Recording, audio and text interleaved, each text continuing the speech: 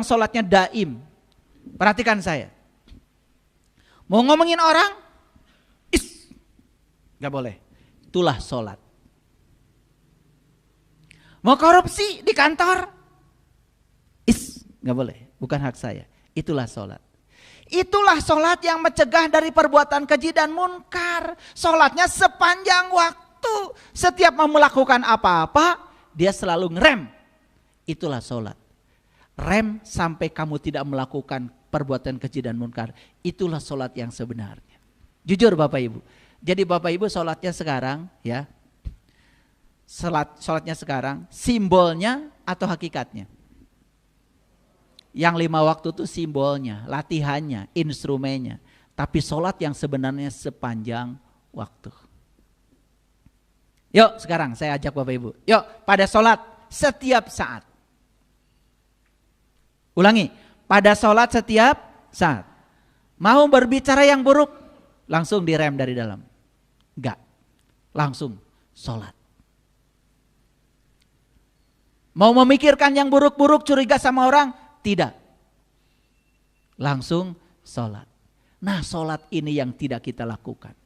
Sholat yang di pasar, sholat yang di kantor, sholat yang di kehidupan, yang di dapur, di ruang makan, di rumah, itu sholat yang belum dilakukan. Kita hanya terjebak di sholat formal, seolah-olah kita sudah sampai. Padahal itu baru instrumen. Tujuan akhirnya adalah mencegah perbuatan keji dan munkar. Ara'aital ladzi yukadzibu biddin. Tahukah kamu siapa pendusta agama itu? Ini pertanyaan dari Allah. Tahukah kamu siapa pendusta agama? Yang mengatasnamakan agama, mengatasnamakan Tuhan, tetapi hidupnya membuat onar, merusak persatuan, membuat kerusakan di muka bumi. Bapak Ibu, satu-satunya yang punya definisi agama yang lengkap itu bangsa Indonesia. Saya terkejut ketika saya membaca buku leluhur. Di situ ada definisi agama, peninggalan leluhur kita di Nusantara. Apa katanya agama? Agama adalah latihan dasar menempa diri untuk membentuk tata krama dan kehalusan hati nurani, untuk membentuk manusia yang berbudi pekerti luhur dan berakhlak mulia. Bayangkan. Tidak ada di negara manapun yang punya definisi agama seperti leluhur kita. Ulangi ya, ulangi. Tangkap intisarinya. Agama adalah latihan dasar untuk menempa diri, supaya terbentuk tata krama dan kehalusan hati nurani, untuk membentuk budi pekerti luhur dan akhlak yang terpuji. Bayangkan. Jadi agama itu adalah latihan dasar, latihan menempa diri. Tujuannya adalah membentuk tata krama dan kehalusan hati nurani. Harusnya orang beragama itu punya tata krama. Katanya beragama, pakai baju kayak orang suci, mulutnya menghujat.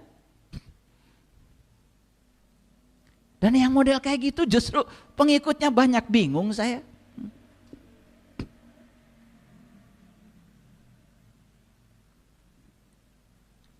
Untuk membentuk tata krama dan kehalusan hati nurani. Jadi kalau orang sudah beragama harusnya hati nuraninya itu halus. Bisa merasakan penderitaan orang lain, bisa merasakan kesusahan orang lain, peduli pada orang lain. Makanya puncaknya agama adalah kemanusiaan dan ketuhanan.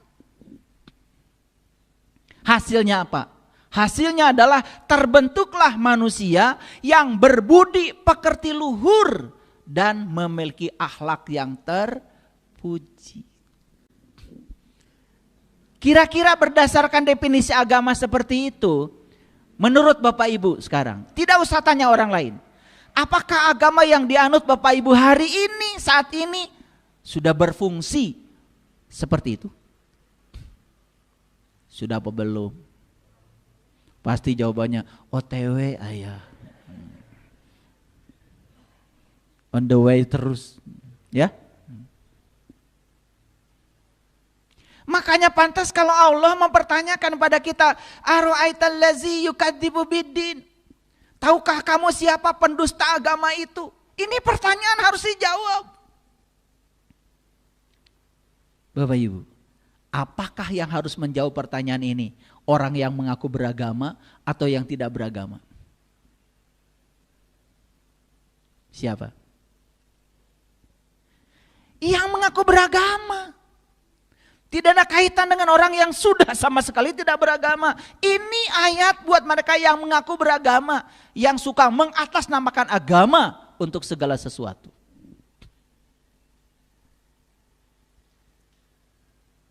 Jawab. Tahukah kamu siapa pendusta agama itu? Mau jawabannya? Allah jawab, "Fazalikal ladzi yad'ul yatim." Itulah orang yang mentelantarkan yatim. Gak pakai anak, yatim. Pakai anak lagi. Suka ngarang kita itu. Jadi pendusta agama itu kata Allah, mereka yang mentelantarkan yatim. Siapa yatim? Sudah saya jelaskan berulang-ulang.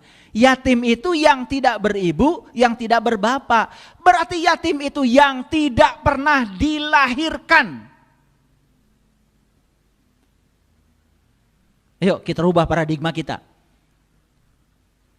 Ada orang yang tidak punya ibu, tidak punya bapak, hidupnya susah, ya bantu. Yang punya ibu bapak pun kalau susah bantu, jangan nunggu mati dulu ibu bapaknya. Paham maksud saya? Kalau mau bantu, bantu aja. Kata orang Sunda, nulung kanu butuh, nalang kanu susah. Jangan ditanya, punten, gaduh ibu Rama keneh henteu. Nah, makin nanya gitu, da abdi mah bade ngabantos teh, kanu tos teu gaduh ibu Rama. Bapak Ibu. Kalau yatim itu yang tidak beribu, tidak berbapak secara fisik, Presiden Prabowo itu yatim. Donald Trump yatim. Saipul Karim yatim. Mikir atuh. Diajar agama teh. Yatim itu yang tidak beribu, tidak berbapak, berarti dia tidak pernah dilahirkan. Yang tidak pernah dilahirkan Bapak Ibu cuma jiwa. Karena jiwa itu gak pernah dilahirkan, tapi ditiupkan kata Allah.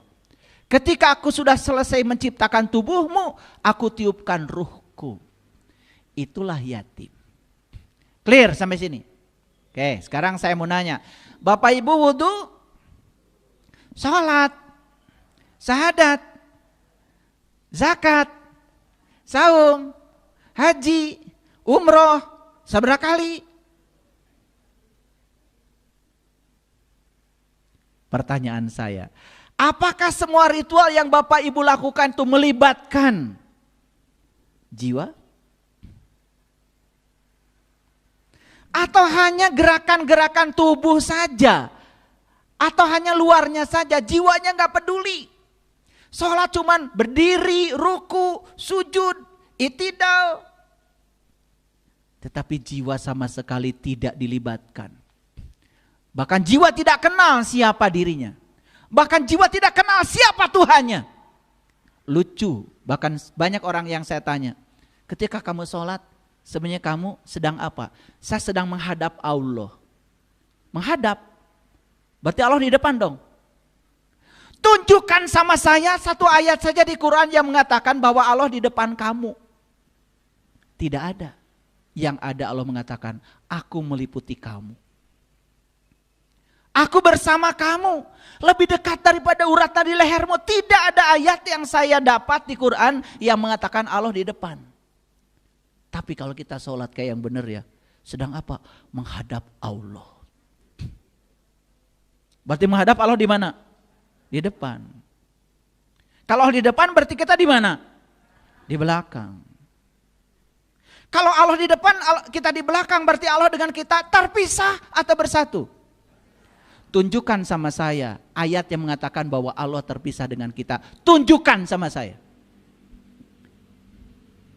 Gak ada Bapak Ibu. Allah mengatakan, aku meliputi kamu. Bahkan Allah mengatakan, jika ada yang bertanya tentang aku, katakan fa inni qarib. Aku dekat. Banyak yang keliru gak selama ini? Banyak apa banyak sekali? Tapi sadar gak sekarang? Oke. Sadar bahwa itu keliru, itulah kekuatan. Sadar bahwa saya punya kelemahan, itulah kekuatan. Orang yang lemah tetapi tidak sadar, bahkan gunakan topeng untuk menutupi kelemahan, itulah kerapuhan. Jangan heran kalau agama hanya hidup di rumah ibadah, tetapi agama tidak ada di pasar, tidak ada di kantor. Bapak Ibu, korupsi itu bukan dilakukan orang ketika sedang sholat. Sebelum sholat dan sesudah sholat. Sampai Pak Presiden pusing, kenapa? Ini korupsi di Indonesia ini sudah merambah ke seluruh aspek kehidupan, bayangkan. Semua birokrasi koruptif. Mental ini. Padahal negara kita negara yang beragama. Tidak boleh di Indonesia ada orang mengaku bangsa Indonesia tidak beragama. Semua harus mencantumkan agama di KTP-nya. Kira-kira Bapak Ibu setelah dengar kajian saya ini, ada rasa sedih nggak? Ada rasa sedih nggak? Sedih nggak? Mikirin siapa? Wudhu sejak kapan itu Pak? Bu? Saya dari kecil. Sholat sejak kapan? Saya kecil. Tetapi ngomongin orang, jalan. Dendam sama orang, jalan. Fitnah sama orang, jalan. Betul enggak? Iya. Konflik dengan pasangan, jalan. Konflik dengan anak, jalan. Sekalian saya buka semuanya. Ulangi ya, siapa pendusta agama itu menurut Quran? Orang yang mentelantarkan jiwanya. Orang yang melakukan ritual tetapi tidak melibatkan jiwanya. Makanya agamanya hidup di rumah ibadah. Tetapi tidak hidup di ruang kehidupan. Saya kadang-kadang suka mancing-mancing. Maaf tapi saya mah suka eksperimen. Ya. Habis sholat. Kamu hebat. Dari mana? Sholat Pak. Bagus. Tolong ya, belikan sesuatu. Saya kasih 100.000. Padahal cuma 10.000 sebetulnya. Udah, saya udah lama. Saya pura-pura tidak tahu aja. Gak kembali itu 90.000-nya. Padahal kalau dikembalikan juga saya udah niat. Ya, mohon maaf kalau saya dengan istri saya, kalau saya nyuruh sesuatu ada kembalian berapapun, gak pernah saya ambil. Niatnya sebetulnya ini mau ngasih sebetulnya, ya, coba nyoba dulu kan habis sholat. Ya itu hasilnya. Enggak saya tegur sampai sekarang Bapak Ibu, biarin aja. Kan itu bukan urusan saya, itu urusan dia dengan dirinya sendiri. Oh, saya cuma tahu. Jadi saya cuma ngecek kalau sholatnya gak benar gitu aja. Gampang kok. Gampang Bapak Ibu. Ya. Habis sholat saya ajak makan. Makan. Ya. Saya coba. Ada gak inisiatif? Dan duitnya juga ada dia punya. Sengaja saya ngambil tempe, tahu yang murah-murah. Takut dia ngitung. Kalau ngambil gurame kan dia ngitung nanti. Makin jauh dari teller. Kali aja di inisiatif gitu ya. Enggak, diam aja. Oh, pengen gratis. Makanya ada yang mau beli buku saya. Ayah guru, buku hidup menakjubkan berapa? Aduh, saya nggak tahu ya.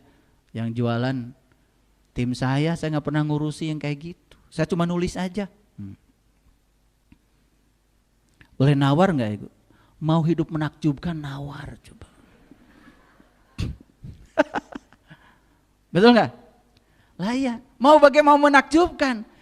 Ya, mentalnya juga udah mental miskin. Orang yang pengen gratisan itu sudah mental miskin itu. Tidak mau investasi. Pada di alam semesta tidak ada ya, tidak ada sesuatu yang gratis. Semua di alam semesta itu selalu memenuhi hukum kekekalan energi. Energi itu kekal. Semua yang hilang akan dapat. Gitu. Jadi tidak pernah ada energi yang hilang. Itu namanya kekekalan energi Bapak Ibu. Ya. Jadi gratis itu mental apa? Ya udah akhirnya saya bayar. Nyoba aja kan habis sholat. Cerita kesuksesan. Saya bisnisnya ini. Saya ajak makan di restoran. Diam aja. Pengen dibayar. Berikutnya datang lagi, saya ditipu orang, itu kayak mentalnya kayak gitu. Uang aja nggak betah tinggal sama dia, nggak rindu bersama dia, habis begitu, betul nggak? Oke. Jadi tahu siapa pendosa agama? Jujur Bapak Ibu, jujur ya, jujur. Bapak Ibu ketika sholat, jiwa raga atau raga aja?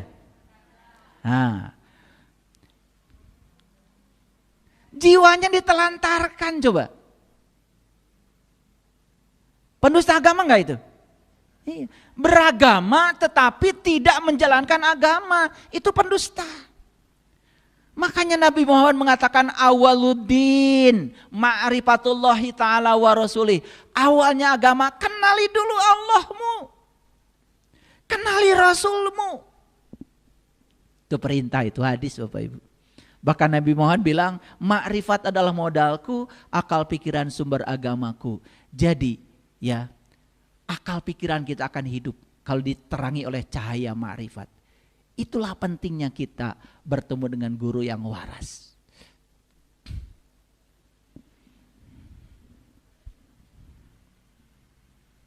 Itu yang pertama ya. Siapa pendusta agama? Ya siapa? Panjang-panjang.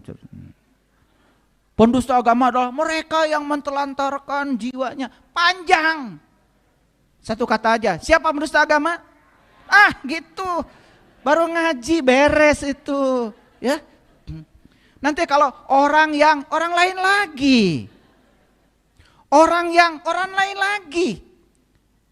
Coba belajar jujur. Ya, kan sudah tadi. Pendusta agama adalah orang yang mentelantarkan jiwanya. Saya tanya lagi, siapa itu? Jangan diulang-ulang yang tadi. Bilang saya, gitu aja cukup. Nah itulah kekuatan. Berarti saya masih mendustakan agama. Pantes kalau agama hanya hidup di sajadah, di musola. Tetapi di ruang makan gak ada agama. Piring terbang. Di dapur gak ada agama. Betul gak? Nah gitu. Baca sih Bismillahirrahmanirrahim. Tapi masak sambil marah-marah. Betul gak? Udah akhirnya minyak cerot ke sini. Padahal kalau sadar Bismillahirrahmanirrahim atas nama Allah yang Maha Pengasih dan Maha Penyayang. Sebelum ke dapur bilang, ya Allah, saya ini istri. Tugas saya menyediakan makanan yang enak buat suami dan anak-anak saya. Izinkan saya ya Allah menjadi kepanjangan tanganmu untuk membuat makanan yang enak buat anak istri, buat suami dan anak-anakku. Bismillahnya coba begitu. Begitu disajikan makanan, disantap sama anak. Ibu, enak banget makanannya. Ada cinta di situ, ada energi. Marah-marah, begitu dicicipi, asin banget. Sayur asem mulu. Karena ternyata lupa sambil marah-marah ya. Yang dimasukkan memang asem aja. Kan judulnya sayur asem. Lupa pakai gula, lupa pakai sayur, cuman air aja sama asem. Oke, lanjut ya. Yang kedua, nih lanjutannya. Siapa pendusta agama? Yang kedua, wala yahuddu ala ta'amil miskin. Dia tidak menganjurkan memberi makan orang miskin. Lihat saya semuanya. Tahu orang miskin? Tahu belum? Ya kalau belum tahu saya kasih tahu. Karena Bapak Ibu tuh orang miskin, oh itu yang gak punya duit, yang minta-minta, itu aja otak kita selama ini. Yuk kita belajar bahasa Arab. Ternyata al-miskin dalam bahasa Arab, miskin dalam bahasa Arab berasal dari akar kata sakana, sakan. Arti dari sakan itu apa? Ya, sakan itu artinya diam, tenang, tidak bergerak. Jadi miskin itu dia yang diam, yang tenang, yang tidak bergerak. Siapa itu? Jiwa. Diri sejati kita kan yang bergerak tubuhmu. Diam, tenang, tidak bergerak. Ternyata al-miskin dalam bahasa Arab artinya adalah jiwa. Jadi siapa pendusta agama? Satu yang mentelantarkan jiwanya, yang kedua nyaris tidak ada keinginan ngasih makan pada jiwanya. Jiwanya gak dikasih makan. Jiwa itu adalah nur. Makanan untuk nur, ya nur juga.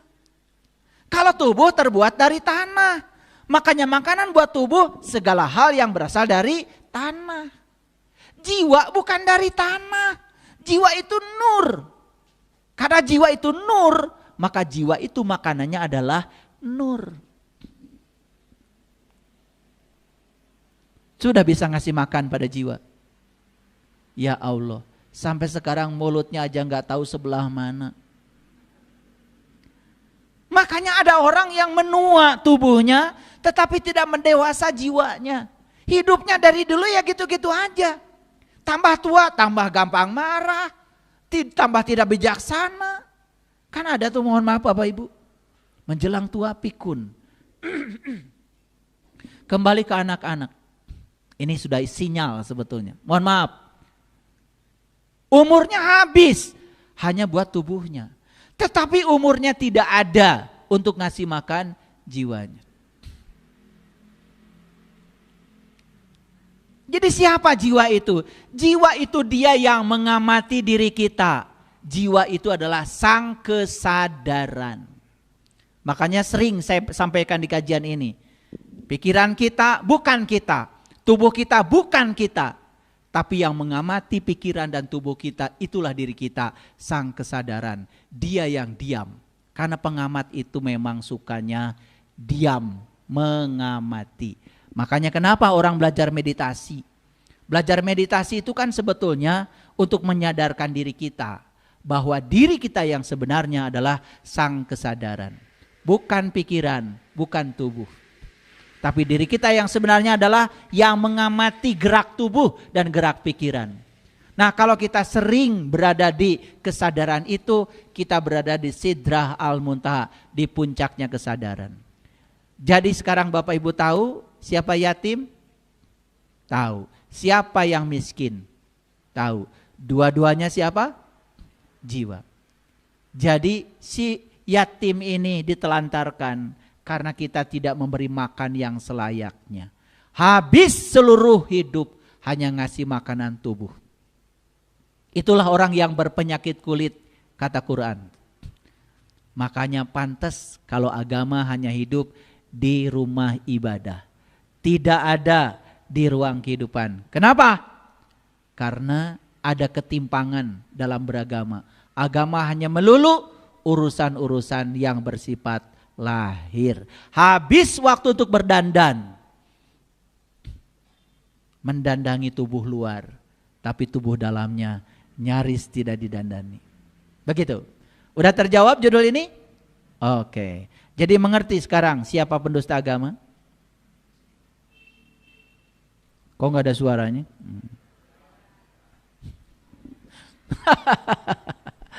Gak apa-apa Bapak Ibu. Yang paling penting kita jujur ya.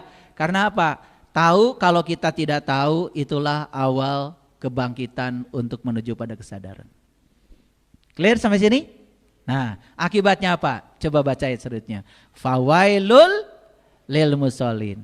Kecelakaanlah bagi orang yang sholat. Yang sholat aja celaka Bapak Ibu, atau komun untuk sholat. Yang sholat aja celaka kata Allah. Sudah terjawab kenapa celaka? Karena jiwanya ditelantarkan, jiwanya tidak dikasih makan. Makanya akibatnya ketika sholat itu malah sibuk ngurusi urusan-urusan pikiran.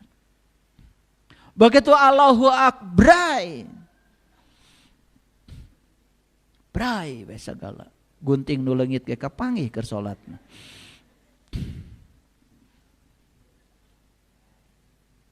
Ngagebray. Paham sampai sini? Oke. Jangan anggap sepele Bapak Ibu. Ayat ini dibaca setiap Ramadan, setiap taraweh. Luar biasa. Dilentingkan suaranya. Gak penting.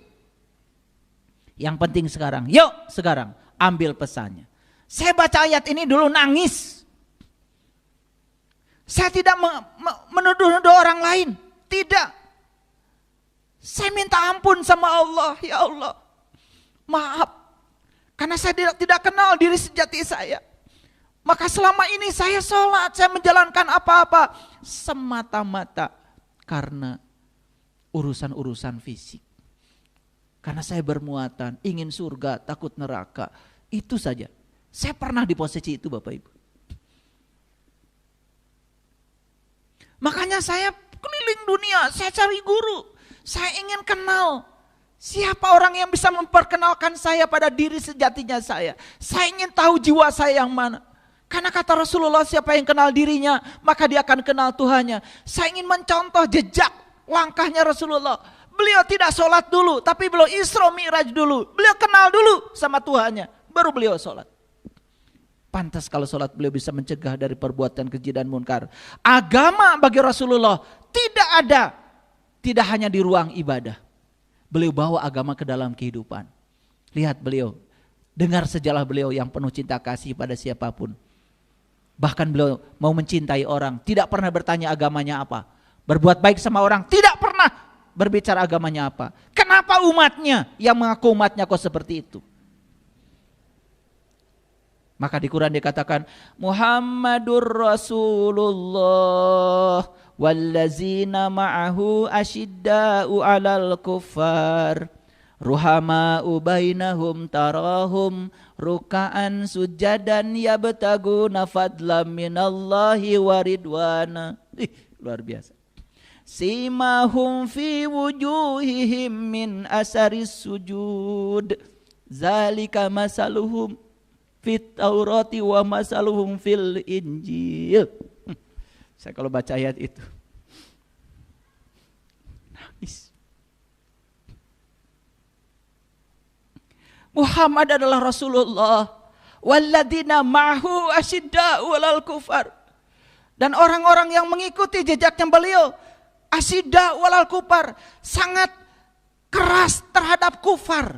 Apa kufar? Kufar bukan orang kafir. Sangat keras terhadap ketertutupan. Nabi Muhammad mengajarkan kalian harus terbuka pada siapapun. Bahkan Nabi mengajarkan carilah ilmu walaupun ke negeri Cina sekalipun. Kafir itu artinya tertutup Bapak Ibu. Merasa paling benar, merasa paling soleh, merasa paling suci, tertutup pada pandangan orang lain. Itulah yang disebut dengan kufar. Coba perhatikan ketika kalian sedang berwudu. Ada enggak orang berwudu tangannya dikepalkan begini? Ada enggak? Tunjukkan sama saya. Enggak ada. Semua terbuka. Karena dengan tangan terbuka kita bisa menampung air. Dengan tangan terbuka kita bisa memindahkan air ke wajah kita. Dengan tangan terbuka kita bisa memindahkan air ke mulut kita. Itu dari Rasulullah. Ciri umatnya Rasulullah itu adalah asyidda'u 'alal kufar, bersikap tegas terhadap ketertutupan. Ini malah bersifat keras terhadap orang kafir. Orang kafir itu orang yang berbeda agama dengan kita. Jadilah menghalalkan darah orang lain atas nama agama dan Tuhan. Bagaimana bisa rahmatan lil alamin kalau begitu memahami agama? Maaf Bapak Ibu, dari Bali, dari Lebanon, dari semua negara banyak yang kirim surat sama saya. Kenapa? Saya baru merasakan Islam sebagai rahmatan lil alamin setelah mendengarkan kajian-kajian Islam dari saya, katanya. Jadi kalau ada yang masih curiga, saya katanya akan menghancurkan Islam, tidak. Saya ingin membuka Islam yang sebenarnya. Saya ingin menunjukkan pada dunia Islam itu rahmatan lil alamin, damai. Dan Islam tidak membenci orang yang berbeda keyakinan dengan Islam. Islam itu toleran pada siapapun. Saya tunjukkan dalam akhlak saya. Saya berteman dengan siapapun. Saya ke Bali, teman saya banyak di Bali. Saya ke Thailand, teman saya banyak di Thailand. Saya ke Jepang, teman saya banyak di Jepang. Saya tidak pernah berteman, apa agama kalian? Tidak. Bahkan saya sering malu. Kenapa? Yang disebut dengan kafir oleh saya sejak dari kecil, bahkan akhlaknya lebih bagus daripada mereka yang sok-sok beragama tapi akhlaknya buruk. Mohon maaf. Apa kata Rasulullah?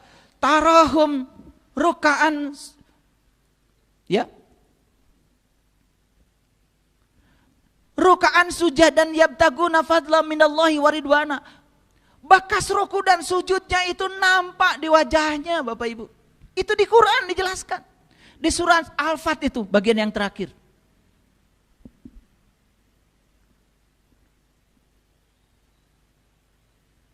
Bekas ruku dan sujudnya nampak di wajahnya. Bukan hitam. Serem. Itu kayaknya salah karpet itu. Main dijamin kalau sholat di masjid saya nggak akan hitam. Mahal. 600.000 1 meter. Jadi kenapa ada yang tanya sama saya, kenapa ayah karpetnya tebal banget? Supaya nggak hitam. Kalau hitam kan harus pakai skincare. Bekas ruku dan sujud nampak di wajahnya. Wajahnya itu penuh dengan kelembutan. Maka dalam ajaran tantra, sentuhlah matamu selembut bulu ayam. Itu ajaran Buddha sebetulnya. Tapi saya sangat kagum dengan ajaran itu. Sentuhlah matamu selembut bulu ayam. Maksudnya apa? Maksudnya, pandanglah semua orang dengan kelembutan dan cinta. Jangan mandang orang lain dengan curiga dan penuh dusta. Coba, amalkan itu Bapak Ibu. Sentuh matamu selembut bulu ayam. Pandang semua orang lain dengan cinta tanpa curiga. Luar biasa. Lihat seorang istri yang memandang suaminya selalu curiga. Tidak ini. Pulangkan saja pada ibu bapakku. Tapi yang memandang dengan kelembutan dan cinta, tidak ada curiga. Coba perhatikan, hadiahnya cinta. Udah saya sampaikan ya, di buku saya ya yang berjudul Menciptakan Surga dalam Pernikahan. Baca buku itu. Udah saya uraikan semuanya. Bagaimana cara merumah tangga yang bagus. Itu bukan teori, hasil praktek saya dengan istri saya. Selama 35 tahun kami menikah. Praktek. Saya udah tulis semua di situ, pengalaman. Makin tua seperti ini ya. Saya dengan istri saya satu usia. Satu kelahiran, sama-sama tahun 67. Kita malah menjadi semakin saling menitipkan. Teman bicara yang asik. Saya kalau dengan istri saya di kamar tidak pernah pegang HP. Ngobrol. Asik. Ngobrol tentang kehidupan, ngobrol tentang anak-anak, ngobrol tentang cucu. Makanya meluangkan waktu dengan orang-orang yang kita sayangi, itu bukan kesia-siaan. Coba kalau masuk kamar, jangan pegang HP. Puasa tuh sekedeng. Ya mau di kamar dua-duaan ngurus HP. Pasangan nanya nggak dijawab. Orang lain nanya dari seberang sana dijawab. Kumari marane. Pegawaian teh. Rek itu wae. Lanjut ya. Apa katanya kata Quran? Fawailul lil musallin. Celaka siapa? Yang sholat. Tahu nggak jawabannya? Karena sholatnya cuma raganya saja. Ketika sholat tidak ngomongin orang, kan habis sholat. Karena cuma raganya. Kalau sholat dengan jiwanya lahir batin Bapak Ibu, itu sudah dijelaskan di Quran. Bahkan setelah sholat, dia pun tetap sholat. Dialah yang sholatnya daim. Perhatikan saya. Mau ngomongin orang, gak boleh. Itulah sholat. Mau korupsi di kantor, gak boleh. Bukan hak saya. Itulah sholat. Itulah sholat yang mencegah dari perbuatan keji dan munkar. Sholatnya sepanjang waktu. Setiap mau melakukan apa-apa, dia selalu ngerem. Itulah sholat. Rem sampai kamu tidak melakukan perbuatan keji dan munkar. Itulah sholat yang sebenarnya. Jujur Bapak Ibu. Jadi Bapak Ibu sholatnya sekarang ya. Sholatnya sekarang simbolnya atau hakikatnya? Yang 5 waktu itu simbolnya, latihannya, instrumennya. Tapi sholat yang sebenarnya sepanjang waktu. Yuk sekarang saya ajak Bapak Ibu. Yuk pada sholat setiap saat. Ulangi, pada sholat setiap saat. Mau berbicara yang buruk, langsung direm dari dalam. Enggak, langsung sholat. Mau memikirkan yang buruk-buruk, curiga sama orang, tidak. Langsung sholat. Nah sholat ini yang tidak kita lakukan. Sholat yang di pasar, sholat yang di kantor, sholat yang di kehidupan, yang di dapur, di ruang makan, di rumah, itu sholat yang belum dilakukan. Kita hanya terjebak di sholat formal, seolah-olah kita sudah sampai. Padahal itu baru instrumen. Tujuan akhirnya adalah mencegah perbuatan keji dan munkar. Jadi berapa waktu Bapak Ibu sholat? 5 waktu. Ketika sholat bagus Bapak Ibu, gak ngomongin orang. Kan habis itu. Nah sekarang mari kita bertekad, saya akan sholat sepanjang waktu.